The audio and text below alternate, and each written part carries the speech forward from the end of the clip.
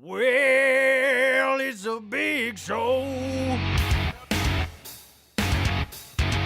Big show today.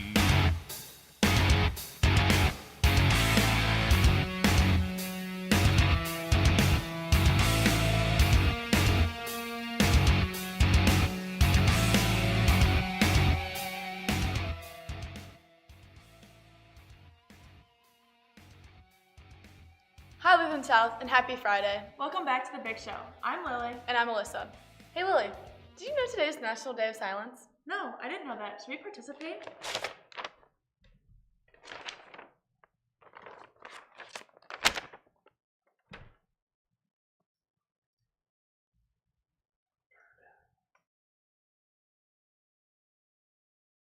Movies of his choosing.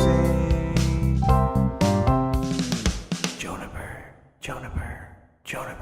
What's up, Lutheran South? It's Jonah Gregory back with another movie review. Since I'm graduating high school here in a couple weeks, I thought it would be fun to do a Mount Rushmore of movies from my childhood. The first movie on my Mount Rushmore is School of Rock. School of Rock came out in 2003 and stars Jack Black as Dewey Finn, a musician who has fallen on hard times after getting fired by his band.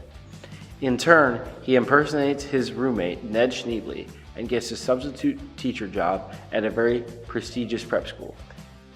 After overhearing them in music class, he decides to form a band and have them compete for the Battle of the Bands title, against the school's wishes. There are two main reasons this movie really works. First off, Jack Black is an actual musician. Because of this, he was able to channel all of his musical prowess into this role and take full control, and as a result, you feel like he is a real rock star and not just an actor portraying one.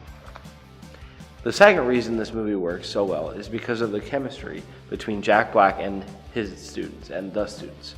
When you have great chemistry with people, you all are more willing to work for a common goal, and you can really sense the camaraderie and the sense of teamwork between everyone involved in the band throughout the entire film. And you can tell that they are serious about reaching the mountaintop, which enhances the movie watching experience for everyone. School of Rock is a story about second chances, camaraderie, and the art of rock and roll. I give this movie a 5 out of 5 stars, and if you haven't seen it yet, you should totally check it out. Thanks for watching Jonah's Movie Reviews, and tune in next week for the second movie of my Mount Rushmore.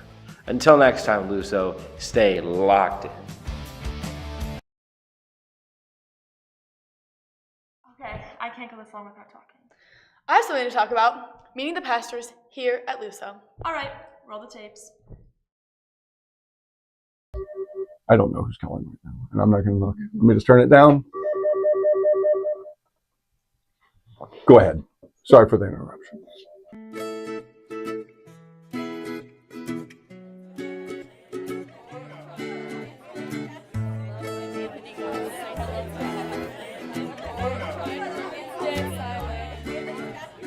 You don't know me, I don't know you.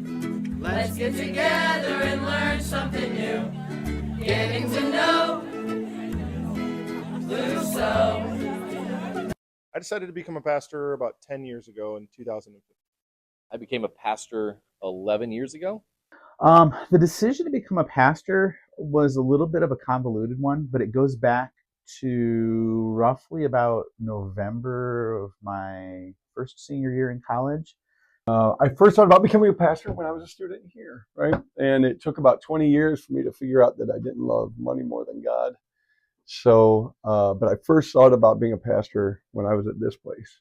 Why did I become I became a pastor? I originally wanted to be a band director, Mr. Samt. I went to college with him. And instead, I got to college at Concordia, Chicago, and I said, I want to be a pastor. And I met some people that were going to be pastors also, and I started working in a restaurant, and that kind of did it too. So all this was to say, I wanted to be able to talk about Jesus all the time, and I kind of had a moment where like, I think I'd actually be decent at that, and I think God could use me to do this. It really had a lot to do with the interest level that I had gotten into researching theology and learning more about Scripture and how Christ is revealed through it, and that opportunity to serve people by pointing them to the answers that I had been searching for. I really enjoy doing theology. STEM life was really, really awesome. It was great to be around a bunch of similar people, have a bunch of good friends, good couples that we met, but it was also incredibly challenging. It was a lot of work. STEM life was interesting because I was in my, I don't know, late 30s when I went to the seminary, something like that, 40. And so unlike everybody else who like moved here from across the country, we had the weirdest STEM experience in that I decided to go to seminary, went to seminary, went on vicarage, came back from vicarage, got my first call, got my second call, and I've never moved houses because I was already here, and God is just really nice to my family. So STEM life for me was really unimpactful to my family in some ways because we didn't have to move.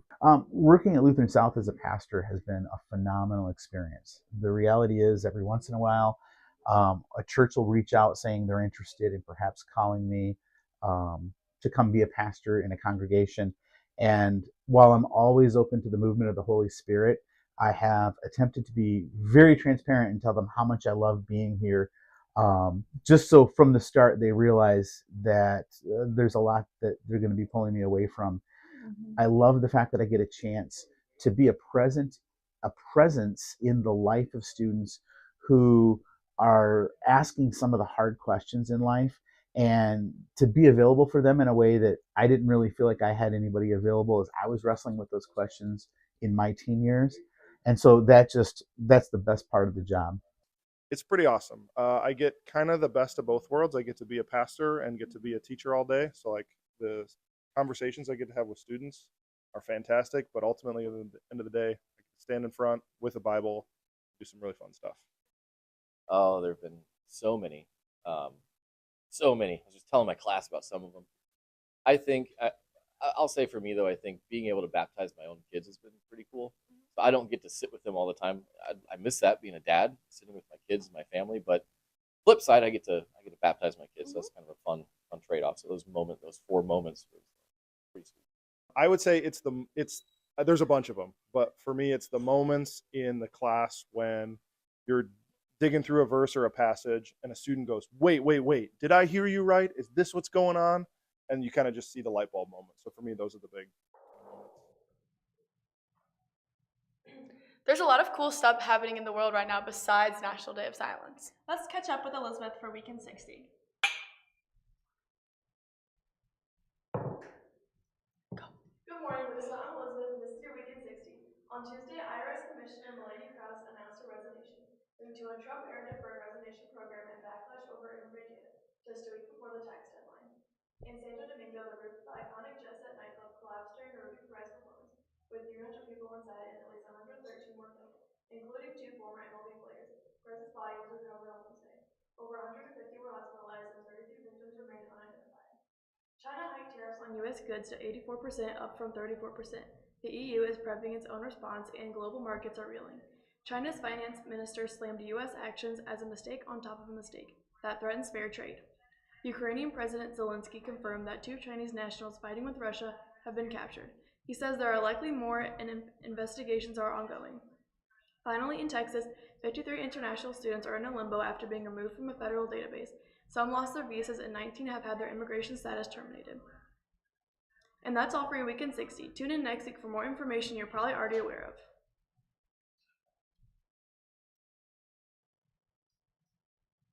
Little Women had their opening.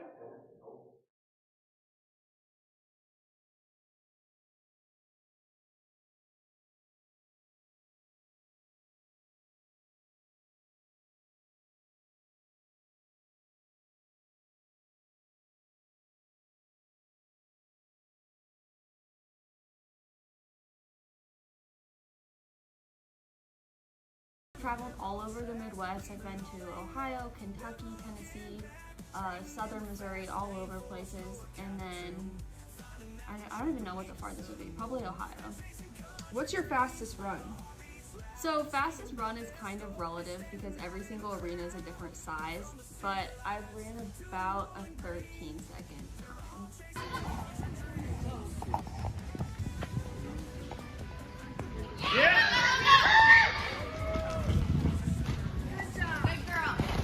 And what is your favorite moment from barrel racing? My favorite moment was probably about 2 summers ago. I'd been in like a year-long slump and had just not been doing well. And then I went into summer season and started picking up pace, and I ended up winning overall grand champion, which is a big deal. And are you planning to continue doing this in the future? Yeah, so I am going to keep doing this in college. I'll be on a team for that and keep pursuing it. And oh, thank you for watching. Thank you.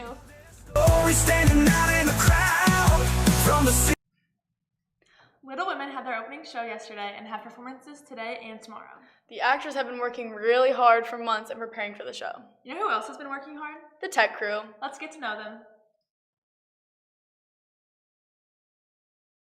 My name is David Lofton. I run the soundboard for the show. My name is Parker Brogy, and I am on costume crew and hair crew and kind of set crew. Just all the crew. My name is Sam Clark, and I run the spotlights for crew. What I'm doing for the show is I'm running the soundboard, and then I'm getting everyone's mic set up, making sure everything's set up right, making sure all the levels are mixed right. I help move sets, and then I help people with quick changes and help them get ready before the show. The most exciting part of the new space is like all the features for the soundboard and the lights and stuff. There's just so much you can do with that. The most exciting aspect about the new space would probably be just like the amount of space we have, and then also the dressing rooms in the back. They're really cool. Definitely the soundboard. There's like so much stuff that it's more of a question of what we can't do than what we can do with that new space. My dream show to tech, that's a very hard one. I really love the show Les Mis, and I feel like it would be fun to do all the sets for that. And then I also like Little Shop of Horrors because of the big plant. So yeah. Favorite show was probably Godspell or Peach, because they were both just really fun shows. Godspell, I think, was just our best show so far, but Peach was really, really fun.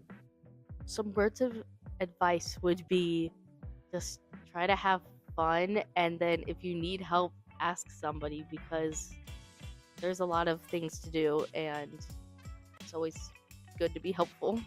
Just have fun, ask questions when you can, be curious, learn how to do the things other people are doing so that when you have to do them, you're not confused and asking questions. Words of advice. Just don't take it too serious. Just try and have fun with it. Listen to people. Take their advice. They just want to help you out. We haven't really talked about sports yet. I know. That's because Presley's doing our Rowdycast this week. Presley, over to you.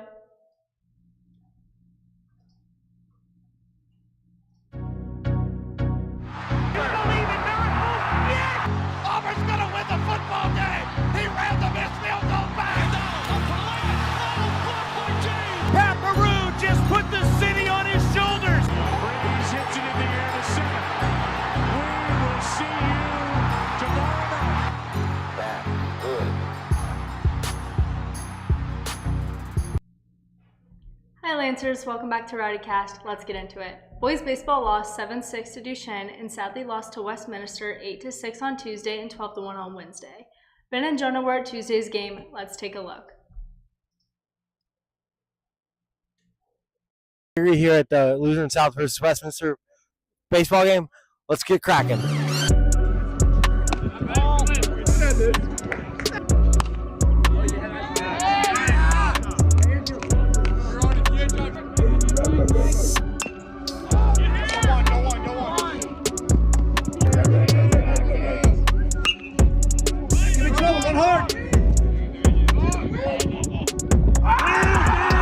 Go! It's fine, yeah. The Lancers unfortunately lost 8-6 against the Wildcats. It was a really good game. Came down to the wire. Just didn't go our way this time. I'm here with starting pitcher Jay Cody after the game.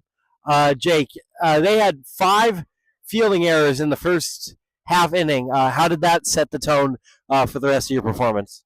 It put us up with a lead. We went up 6-0 in the first inning, so it's pretty nice. Yeah. How can this performance propel you for the rest of the season? I just go out there with confidence every time. Try to pitch as well as I can. Thank you. Yep, thank you.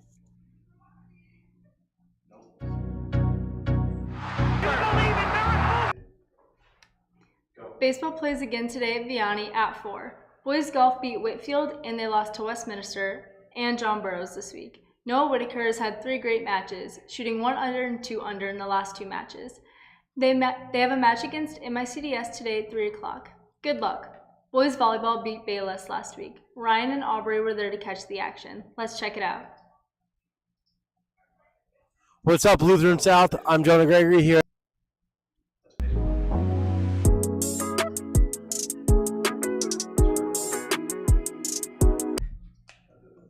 What's up, Lancers? We're here at the boys volleyball game where we look to take down Bayless. Let's get it.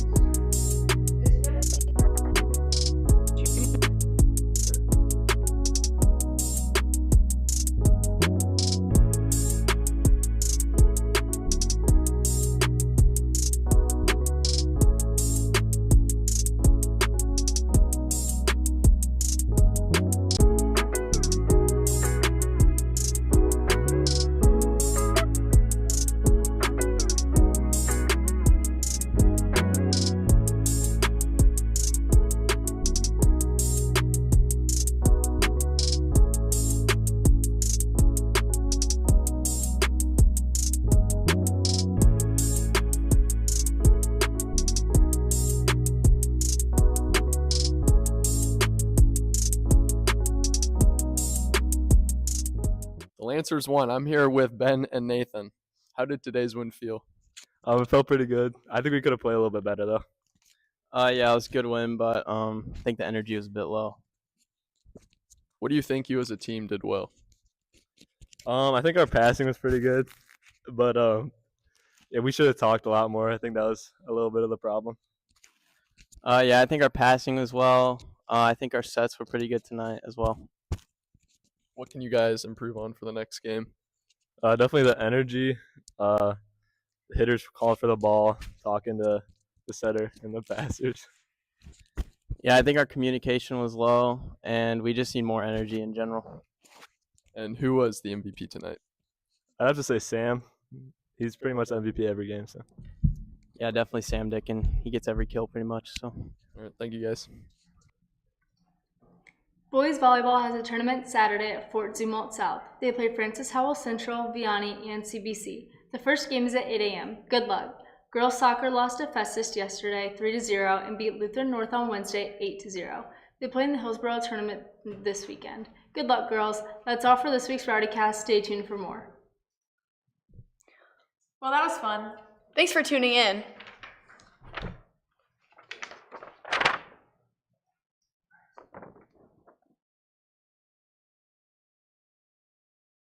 Joe